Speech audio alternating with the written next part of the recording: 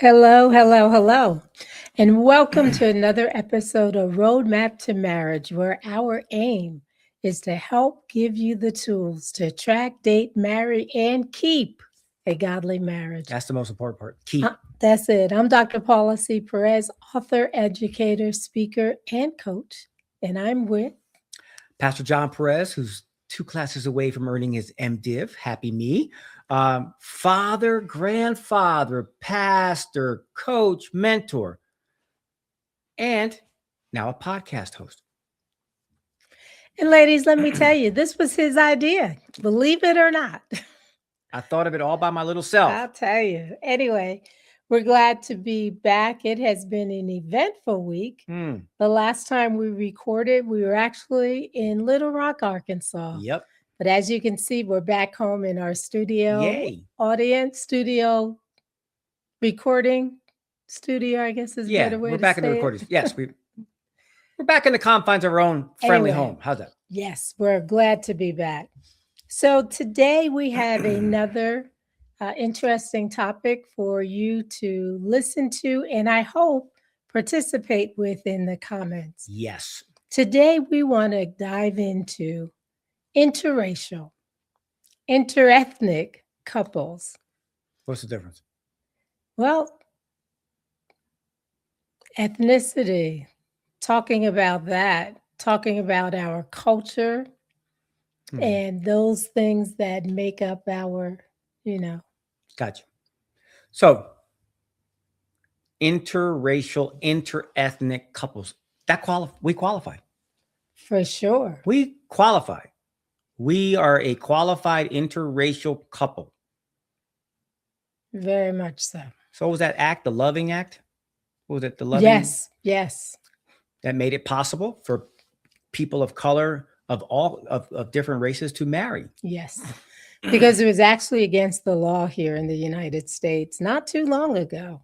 So a very popular Supreme Court decision changed that to enable us to be. Yay! Didn't know we would need it, but thank you, Jesus. Yeah, even though people are trying to reverse it. Anyway, that's besides the point.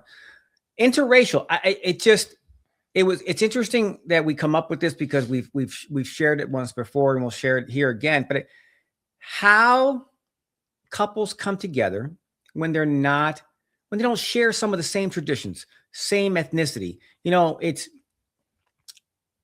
if you're marrying somebody who's of Latin descent, there's going to be a lot of commonality, or vice versa. If you're marrying somebody who's Black, there's going to be a lot of commonality. But when you cross over and now you're cross-cultural, as it's being called, how do you blend? How do you come together? How do you form a cohesive unit? How do you honor each other's culture, but yet also honor God at the same time? Exactly. So you want to share how we got together? We don't know how we got together? Or they don't know how. So how we got together. So I've known my wife for years prior to we actually got married. It's because her dad was, for lack of a better term, oversaw our local church. And I got to know the family from a distance, really not know them particularly. And then it was 2010, June of 2010. June 24th. June 26th. June 26th. Thank you. 2010. Thank you. So it was June 26th. I had been divorced since 2008. I was at a meeting with my pastor. It was a leadership meeting, for lack of a better term. And somebody walks in, and it was literally out of the movies. I can't, it's the best way I can describe it. She had this black dress with polka dots. It was the light hit at the right time. And all of a sudden I saw it almost like, for me, it was an angelic look. And my pastor saw me looking at her and he said, "Do you know who that is?" I said, "Yes, I do." And that's when it kind of started. And so for me, yes, I knew she was an African-American woman. And you are? I am of Hispanic descent, so I'm Puerto Rican. And Puerto Rican American. Yep. So for me, I guess I'd been in the church so long, it was like, It was to me, it felt like a natural progression. So I called, we had our first date. That was July 3rd. And we got married that same year, December 18th. And I would say, look, if you want to find out all the details, I would say my wife wrote a beautiful book called Delayed, Not Denied. And it's available on if you go to the Roadmap to Marriage website, you can download and learn the entire beautiful story of how we came together. Mm-hmm. So I would certainly encourage you to do that, because I think there's a lot of nuances there that it will certainly help you, and how we did it God's way, which was the most important thing. But bringing two cultures together. Mm-hmm. And I think for me, I had a leg up. I think being in a predominantly Black church, I got to learn a lot of some cultural things, understand some cultural things. So I think I had a better understanding than most. And I think it's also too how you were integrated, how you grew up. Did you grow up around diverse people? Right. Did you learn their cultures? Did you learn? I mean, some of the greatest lessons are learned around food, right? Did you understand food? Like, look, my mom used to cook for the neighborhood at one time. She made rice and beans. For half the time, it was the first time these people even had it. For me, it was an everyday occurrence, right? When I went to school and got spaghetti, it was like, whoa, wow, I didn't even know they had that. So it was learning cultures, learning understanding. And I think the more diverse your neighborhood, the more I think the integration would be easier. Mm-hmm. But if you grew up in a predominantly Idaho family, just using as an example, you come to New York City and you see a diverse pool of women, you're going to have to learn whether it be they're Indian, they're Asian, they are indigenous, they're African American, Hispanic. I mean, New York City spans the globe of, yes, as far as people. Literally. And to then connect with somebody who's then literally is not in your original racial profile, so to speak, mm-hmm, you're going to have to learn, and it's going to take some time, and it's you bringing her home for dinner. Guess who's coming to dinner kind of is going to be interesting, and how your families are going to integrate, how your families are going to survive. And I, for me, it's always the picture of the wedding, right? You got African-American on one side, especially if you look at our wedding picture, you got African-American on one side, you got Hispanic on the other. And if you look at my family down the road, you would see that they're more Caucasian looking than they are Hispanic, even though we are Hispanic. So I think that those are the things that helped me. And I think I really benefited from where I was at the time. So when did it hit you? Because for those of us that have grown up that are considered Black, we are faced daily, every day, with some type of racial issue that we have to deal with, whether it's the side eye as you walk into a space, whether you walk into the room and you could literally count how many people look like you, whether it is you're going into the store and someone's following you, but all the other people in the store, nobody's paying attention to, all of those types of things. I think I'm interested in hearing, when did you recognize, wait a minute, people are looking at us differently? Oh, I think that really started for me when we started traveling together. So, for example, we'd go to the check-in at the hotel. They would automatically, okay, Mr. Perez. And then they said, oh, ma'am, just wait a minute. I'll wait on you. Oh, no, we're together. Oh, we'd be in the elevator. And they'd ask her, ma'am, would you like me, whatever. So it was there. I think publicly, people just didn't see us as a couple. No matter where we went. It didn't matter if we were in a grocery store or if we were at a movie.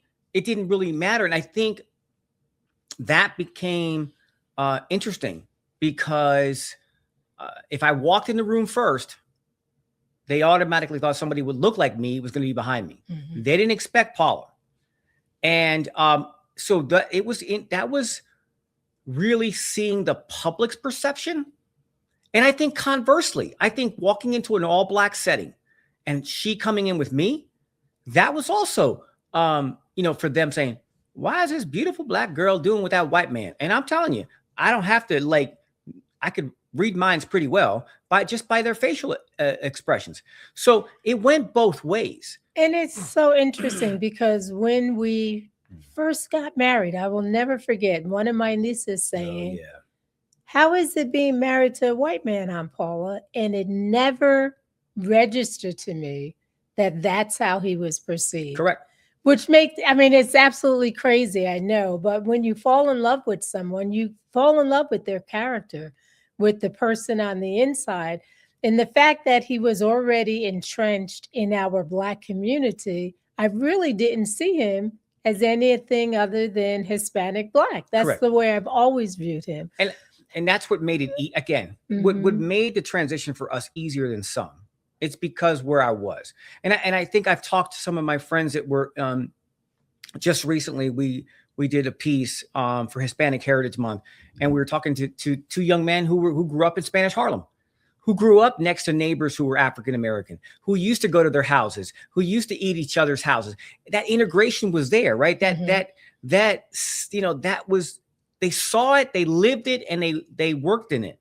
And those are something that's easy. But I always go back to taking somebody out of the Midwest, came over here, he's white, and he's coming into New York City and walking into a totally different scene. Yeah. How is he going to then? Sure. pick? It will definitely be a little more That's a little challenging. bit, that's different. Yes. However, even with our relationship, there were times when we would have conversations around race in particular, when things would come up. You know, you think about George Floyd and how, first of all, how traumatizing that whole situation was. But then the conversations around it and how people didn't understand, first of all, the outrage. But secondly, the fact that this type of thing for Black people has been going on since we came to this country. Correct. So I'm interested in knowing, when did those types of things start to trigger? Because I know, for instance, we went to the African American Museum, the Smithsonian in Washington, D.C., with my family, with my parents. Yeah, but that was an interesting setting because I learned more from your father than I did from the museum, because he lived it. Correct. So I got a chance to sit down with my father-in-law and really learn history, because it was lived history. And yeah, you could hit a button and somebody can tell you about it. Somebody can tell you about this or that. But I think it was better to actually walk with people that had walked in their shoes and lived it and experienced it, for me to get a greater, better, all right, I really say a greater, better understanding. Look, there's one thing in being a Black church, but there's another thing to understand what a Black church really means. And I think those things really didn't come. They've come as we've been married. I really say that I appreciate, and plus I've done my homework. I've read books on the history. I'm trying to be a better student of why these things are so important. What culturally, what are cultural triggers that you should just don't be stupid, right? What are things that you should, appreciate? And I think those are the things that you really look. I think that if you're going to date somebody who's African-American or Latina or Asian, I commend you right now to start learning. And don't learn just from whatever she says. Learn because you've taken the time to learn. Because I think that's where the parents and everybody else will appreciate that you have now just not taken it from a person, but you've actually done some homework. And that brings a greater appreciation into the relationship, because you're showing an initiative. Like that you care. Like, for example, I'll give you an example. We've heard when people go to a Spanish-speaking country, the fact that people say words in Spanish, even though they might be raw, but you know what it shows them? That they at least took an initiative. Yes. And this is where the initiative comes in. I think if you're going to be, and you fall in love with a woman who's Black, Hispanic, Asian, Indigenous, then I think, and you happen to be white, and or you might be Black and she's Indigenous, or however the combination is, I think it's really fruitful for both of you to learn of each other and learn, because there's so many books about it now. Yeah. And I think that shows that, look, you care, and I think that's the best way to go in. It doesn't prolong the dating. It doesn't prolong the engagement. But what it does over time, you'll find greater appreciation, especially holidays, especially Black African, Black History Month, Hispanic History, Hispanic Heritage Month, all of these Asian American months. These are the times where, you know what, if you've done your homework and you've done your things, you can have a greater appreciation for your spouse and for what it costs to get to that place. And more importantly, changing your view that it's not just a celebration of a group for a month, but living with an attitude of celebrating the joy that comes from the diversity, that comes from the differences. I wonder, we are different in many ways because we never had children together. Correct. Before we got married, John specifically asked me, did I want to have kids? And at 49, I would have been at the earliest 50. I said, no way. But I often wonder how different life would have been if we did bring children into the world, because it would have been a completely different experience. Yeah, I think that for the children, it certainly would have been a different experience. And I think because when the baby is born, here's what you look for. You pray that 10 fingers and 10 toes, but then you look at some of the attributes of the child. What's the texture of the hair? Yeah. And I think that's usually the first tell, right?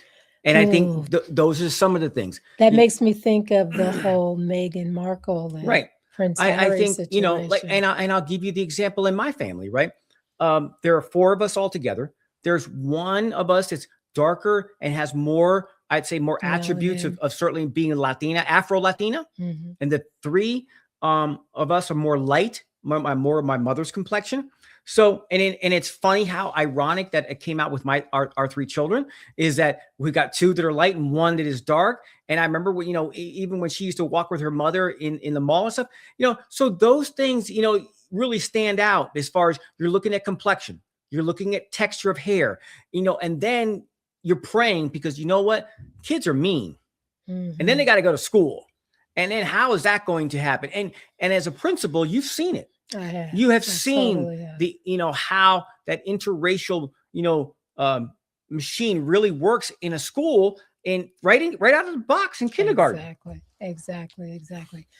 And just all of the lessons that you have to teach. I remember my parents, as my brothers in particular started getting licenses, the lessons that they would be given, how to hold the wheel. If they're approached by a cop, what they need to do, make sure their hands are visible. Don't move without asking them and telling them what you're doing. Just all of those literally life lessons for us. And I remember having a conversation with you after you were pulled over in terms of... Yes, I was pulled over. Yes. Many times. Enough.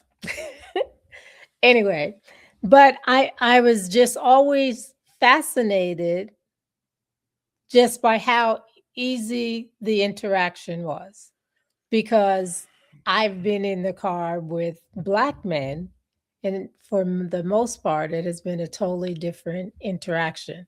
You're not met with the same courtesy. You're not met with, the same good. And I think those are the things that you're going to encounter when you go to restaurants. I think those are sometimes you'll encounter when you have police, interactions. I think those are the things you'll encounter the deeper the South you go. It's not just down South. I never lived in the South. Well, I know, but I'm just using it as a where we live. But it's right now, because of the climate that we sit in, when she and I walk in a room, people just don't put us together. Bottom line. And that's really been the frustration for me. And I have to overstate it, or I have to go back and correct it. And I have. And they apologize. Merry Christmas, Happy New Year. That's fine. But I think that, look, I want people, look, and this is where we tell people, look, God created everybody in his own image, right? So you don't have to limit yourself. Mm-hmm. But if you're going to go outside of what your typical boundaries are by what your mom and dad maybe put together or what you were taught in your family, right? Um, I think it's best to do some homework. And I think, and it's interesting that I find with especially Spanish people, white, Italian, look, we marry everybody. I'll be honest. And we normally don't have a problem. Mm-hmm. And even with the last name, our surname, it doesn't really matter. And people don't have a problem with it. But it's interesting how that, and it really, I should say, Latino from a perspective of being more certainly lighter than the darker, because we do have colorism in the wonderful world of Latinoville and every color. So we do go through those issues, but I think that the reality is the lighter you are, the easier it is to walk into any door and marry whoever you want. And that's the bottom line. And that's what I encountered. So what have you learned? What do you think have been the most life-changing lessons that you've gotten as a result of being? Don't mess with a Black woman's hair. This is true. This is true. Okay, other than that. Don't mess with a Black woman's hair. I think the other thing is that you have to learn I had to learn, right, how they treat their hair, how they wrap their hair, how they'll wear a wrap, all this other stuff. So if you've lived in a white man world, you're gonna be in for a couple shocks, right? So I think those are that. And I think the other thing for what I learned, I think, look, the other thing that I learned, that it was the value of family was paramount. It was here. It was not somewhere here. It was here because they had a nuclear family. They had a mother, father. They had grandparents. I think at one time she had 5 grandmothers, right? So they had this nucleus of and they all lived within pretty much spitting distance of each other, right? But I think that nucleus, that family, that and when you come from something that you didn't have that and it was broken, busted, and you kind of But that's not so much cultural. No, but racial. I mean, but see, the thing is, for culture, don't forget, I was around it for 20 some odd years. Okay. So I understood some of the cultures of the food, some of the cultures of the things, some of the things you should say, some of the things you shouldn't say. So those things were kind of learned and over time. But I think that for me, it was like I grew up in a Black neighborhood, being in a Black church. I think that's the best way to associate it. It might not have been Spanish Harlem. It might not have been. But even though you have been in and around the Black church for literally decades, 32 you years. are still dealing with some race issues. Yeah, but you told me you didn't want to talk about that. I'm still dealing with it, yes, because of how they perceive me. Because they don't see me as one of them. No. And I've realized today, even in my own kind of just talking to myself today, look, I'll never be Black. Amen. Because it's, as you can see, that's not going to happen. So do you think that at times you may come across as the great white hope? To them, maybe, because they perceive my whatever it is as arrogance, and they perceive me because, oh, he's just another arrogant white man. Has that? I wouldn't doubt it. I think I because of sometimes the strong stances I take, they can perceive me. That white man ain't gonna tell me what to do, and I'm sure they might not have said it to my face, but I'm sure that is something that I've taken because of the way because of the perception of the way I look.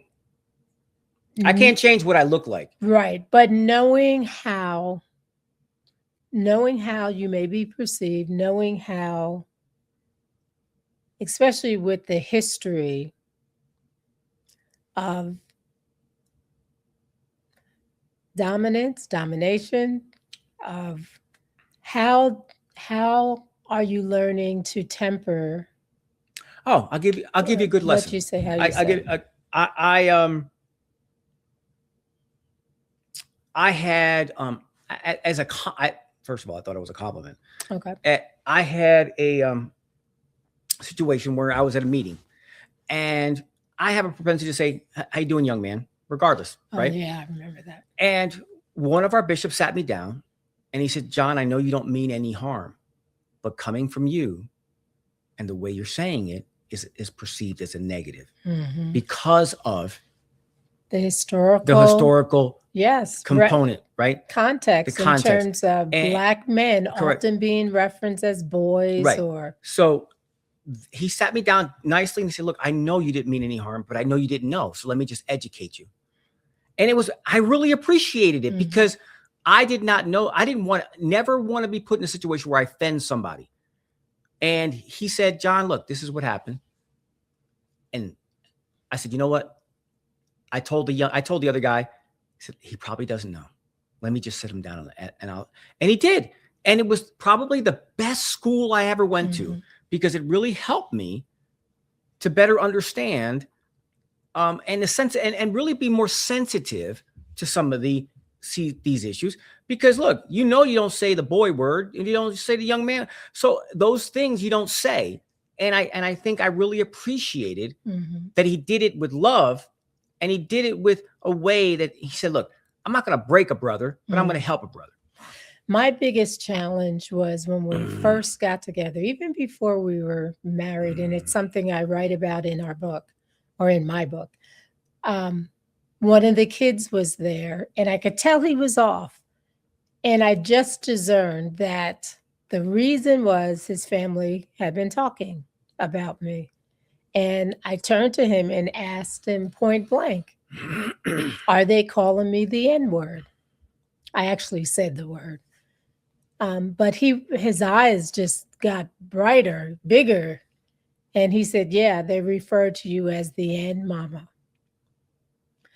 And I thank God for wisdom in that moment. And my reaction and response to him was, "That's okay. They don't know me, so I know they're not talking about me. And there will become a time when we're able to come together and break bread." And both John and the child were shocked at that, I guess, that stance, that belief that it would happen, because it had never occurred up to that point. And knowing how some of the older generation of the family, how deep and rooted their misunderstanding of Blacks really was.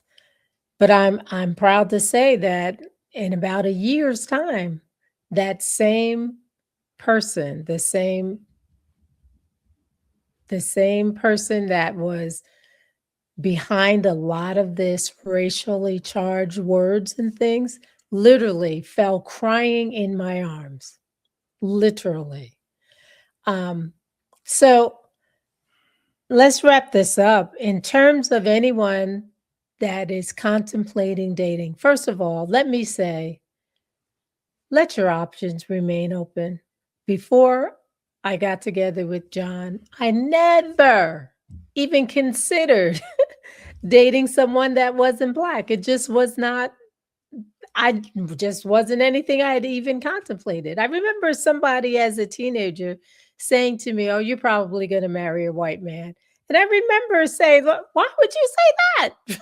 And then years later, he's not white, but he's perceived as white. So God knew. But I want to encourage you, first of all, really take the time to learn.